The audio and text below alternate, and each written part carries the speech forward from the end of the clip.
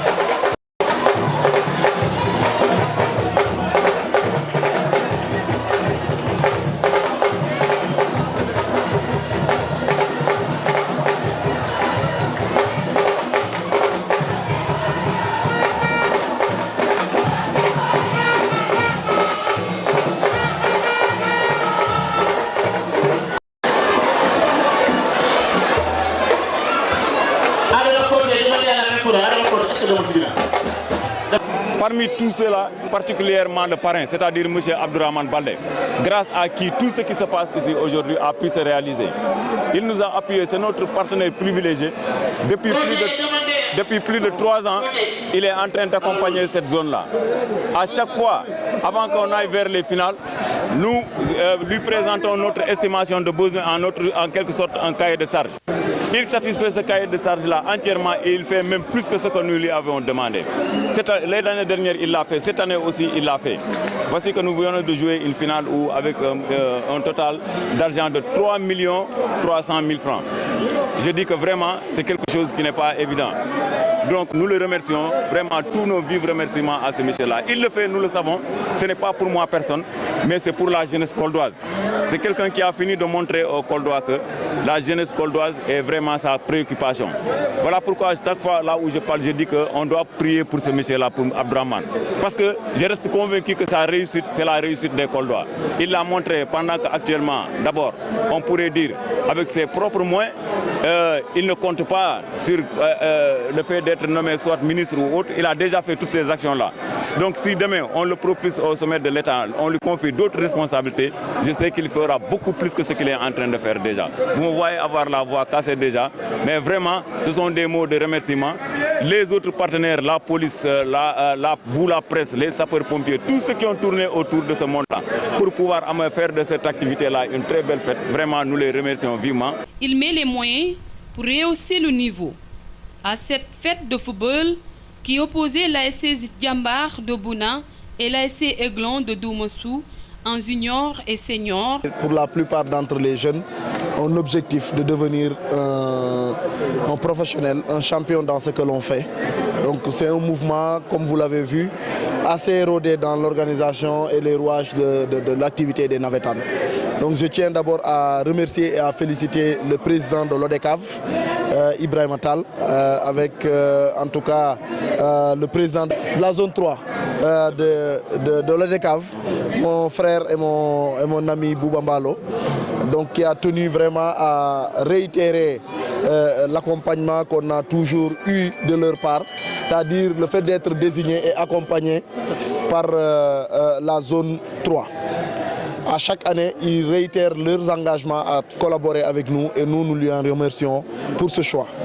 Nous remercions également l'ensemble des membres du mouvement Kolda Debout, la police, je remercie vraiment le commissaire Dian, qui, au-delà de certaines restrictions liées à un arrêté préfectoral, ils ont essayé pour aujourd'hui faire un petit effort dans le cadre de cette finale-là. Je tiens vraiment à le féliciter, le remercier et remercier également le préfet de Kolda pour avoir permis que ça se passe dans les règles de l'art. Remercier la police, remercier les sapeurs-pompiers, remercier toutes les organisations qui ont participé, en tout cas, ou les personnes qui ont participé à cette finale-là.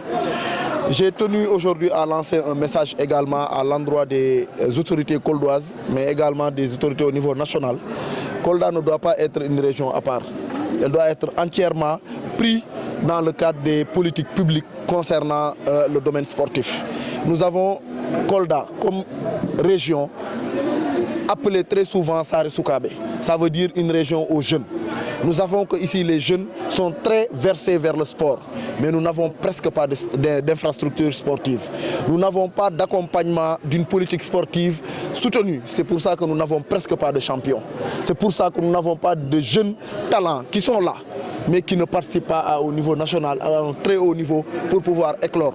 Et tout ça, c'est au niveau de la base. C'est pour ça que j'ai lancé un appel à une assise du sport koldois dans le cadre d'une étude, en tout cas d'une grande réflexion pour essayer de sortir des pistes de réflexion soutenues et accompagnées par les politiques publiques, que ce soit la politique au niveau national, que ce soit la politique au niveau local, que tous mettent en tout cas beaucoup d'énergie, beaucoup d'engagement, beaucoup de moyens pour que Kolda puisse voir ses enfants rayonner au niveau national et international. C'est possible dans le handball, c'est possible dans le basket, c'est possible dans l'athlétisme, mais encore possible dans le cadre du football.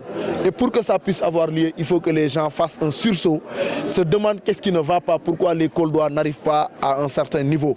Moi, je pointe du doigt d'abord les infrastructures sportives et le manque de politique et d'ambition au niveau local pour ce qui concerne la partie sportive. L'autre élément que j'ai décrié également, c'est l'état du terrain. Je trouve que le terrain est trop utilisé. Tous les concerts se font ici, toutes les activités se font ici et chaque activité est payante. À un moment donné, il faut s'arrêter et se demander où va cet argent-là. C'est pour ça que j'ai recommandé qu'un audit soit fait pour la gestion de ce stade, qu'un audit soit fait pour la destination des fonds liés à ces recettes qui sont prises au niveau du stade. Parce que ce n'est pas raisonnable qu'un stade qui a été inauguré en 2016, je pense, si je ne m'abuse, vers 2016 ou en tout cas 2015, 2013, voilà, autant pour moi. Pour la plupart des stades où on a eu une inauguration de cette taille, ça a été bien entretenu, ça a été bien géré. Aujourd'hui, si je regarde l'état de ce stade, je me demande quand est-ce qu'on va sortir des professionnels. Donc je lance un appel aux autorités locales, je lance un appel aux bonnes volontés, que chacun mette en tout cas de tout ce qu'il peut pour aider les populations et les Koldois dans le cadre de la réussite de leurs enfants. Le parrain fait appel à des assises de football local et interpelle la gestion des ressources qui fait entrer le stade régional qui est surexploité.